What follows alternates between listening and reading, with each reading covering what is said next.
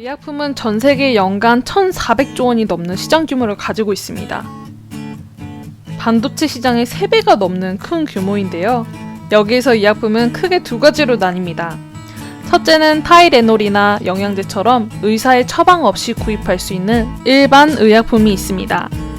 그리고 의사의 처방전이 있어야 구입할 수 있는 전문 의약품이 있는데요. 주사제도 여기에 들어갑니다. 약국에 가면 사람들이 처방전을 들고 기다리는 모습을 되게 쉽게 볼 수 있습니다. 그리고 처방받은 약을 보면 기본적으로 3개 이상의 알약은 들어가는 것 같아요. 이처럼 전문 의약품은 우리나라 시장의 83% 이상을 차지합니다. 그렇다면 이 약은 어떻게 만들어지는지 간단하게 보고 갈까요? 먼저 약이 될 수 있는 후보 물질을 찾아냅니다. 후보 물질을 찾고 약물로 설계를 하는데요. 평균 5년 정도 시간이 걸립니다. 보통 5,000개에서 10,000개 정도의 후보 물질 가운데 단 1개가 신약으로 개발이 됩니다. 그만큼 시간과 인력 싸움이라고 볼 수 있습니다. 후보 물질을 찾고 약물로 설계를 했다면 이 약물이 정말 효과가 있는지, 얼마나 독성을 가지고 있는지 실험을 해야 합니다. 사람에 직접 하기엔 위험해서 동물을 대상으로 실험이 진행됩니다. 사람을 대상으로 하는 실험 이전에 실행한다고 해서 전 임상 단계라고 합니다. 전 임상을 진행하는 250에서 10개의 약물만이 1개의 신약으로 만들어집니다. 전 임상 시험 결과가 좋았다면 임상시험 신청을 거쳐서 임상시험 단계로 갑니다. 임상시험은 크게 1상, 2상, 3상 단계별로 구성이 되어 있는데요. 1상에서는 먼저 건강한 사람 20에서 80명을 대상으로 약물의 안정성을 시험하고 투약량을 측정합니다. 1상을 통과했다면 이 약물이 건강한 사람을 대상으로 큰 문제를 일으키지 않았다는 뜻입니다. 2상에서는 실제 환자 100명에서 300명을 대상으로 약물이 약효가 있는지 부작용이 있는지 시험을 합니다. 보통 2상을 진행하는 약물 5개 중 1개의 약물만이 최종적으로 신약이 될 수 있습니다. 2상 시험을 무사히 마쳤다면 실제 환자 1,000명에서 5,000명을 대상으로 광범위하게 약효를 확인하고 3년에서 5년 정도 장기적으로 약이 안전한지 시험을 합니다. 약물 생산부터 대규모 환자 모집, 장기간 시험으로 가장 큰 비용이 발생하는 구간입니다. 3상을 진행하는 약물 중 50%는 약효가 떨어지거나 치명적인 부작용 발생 등을 이유로 신약이 되지 못합니다. 3상 시험까지 성공적으로 마쳤다면 각국의 판매 허가를 신청하고 허가를 받았다면 드디어 판매를 할 수 있습니다. 이처럼 1개의 신약이 만들어지기까지 12년에서 15년 정도의 개발 기간과 평균 2조 6천억 원의 비용이 투입됩니다. 국내 매출 1위인 유한양행의 1년 매출이 1조 5천억 원이 안 된다는 것을 본다면 정말 어마어마한 금액인 것을 알 수 있죠. 큰 리스크가 있는 만큼 제약회사들은 약의 가격이 비싸도 기꺼이 지불을 하거나 지속적으로 투약을 해야 하거나 환자의 수가 많은 질병을 대상으로 신약을 개발하게 됩니다. 그렇다면 이렇게 신약이 개발이 된다면 얼마나 벌 수 있을까요? 2018년 금액 기준으로 가장 많이 팔린 약입니다. 1위는 무려 22조 원을 벌어들인 자가 면역 질환 치료제 에브비의 휴미라입니다. 2위는 다발성 골수종 등 항암제로 쓰이는 셀젠의 레미블리드가 9조 원이 넘게 매출을 냈고요. 로슈의 표적 항암제 리톡산이 약 9조 원, 역시 로슈의 유방암 치료제 헙세틴이 8조 5천억 원의 매출을 달성하며 4위를 기록했습니다. 그리고 존슨앤존슨의 자가 면역 질환 치료제 레미케이드가 6조 9천억 원을 벌어들이고, 역시 암젠의 자가 면역 질환 치료제 엠브렐이 6조 5천억 원 가량을 벌어들였습니다. 이처럼 인기가 많고 연간 매출액이 10억 달러, 하나로 약 1조 이상 달성하는 약을 블록버스터 신약이라고 부릅니다. 그런데 화학의약품의 경우 구조가 단순해서 화학식이 있으면 똑같이 복제가 가능합니다. 복제약의 경우 오리지널 약과 비교해서 동일한 효과가 나타나는 것을 입증하면 허가가 나기 때문에 10억에서 50억 정도면 개발을 할 수 있습니다.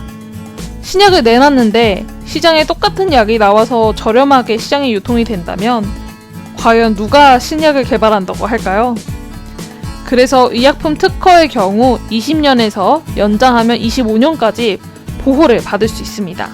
특허 기간이 끝나기 전까지는 특허권자의 허락이 없이는 판매를 할 수 없는 거죠. 보통 임상시험 전에 특허 등록을 하기 때문에 신약 개발사는 판매 허가가 나오는 이후부터 만료 시점까지 약 8년간 약을 독점할 수 있습니다. 특허 만료는 기술이 공개됨을 뜻합니다.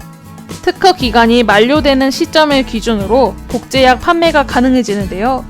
인기가 많았던 신약일수록 많은 제약사들이 복제약을 개발해놓고 특허 기간 만료 시점만을 기다리게 됩니다.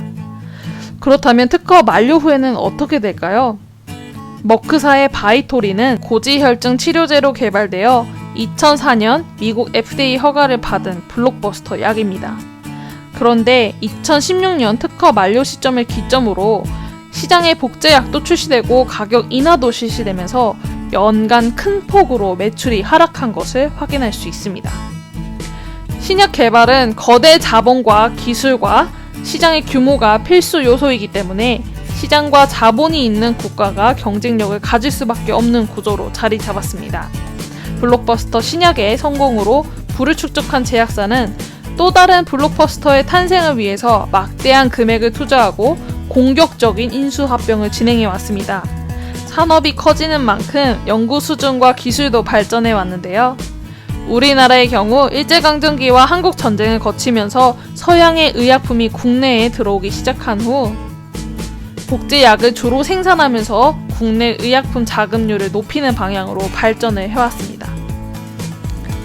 그리고 2000년대에 들어서 의약 분업을 거치면서 전문 의약품 시장 확대와 의약품 사용량 자체가 크게 늘면서 판도가 바뀌기 시작합니다. 2000년대 중반 이후 GMP 선진화 프로젝트를 통해서 생산 기반 자체를 업그레이드하고 R&D 역량을 강화하는 계기가 됩니다.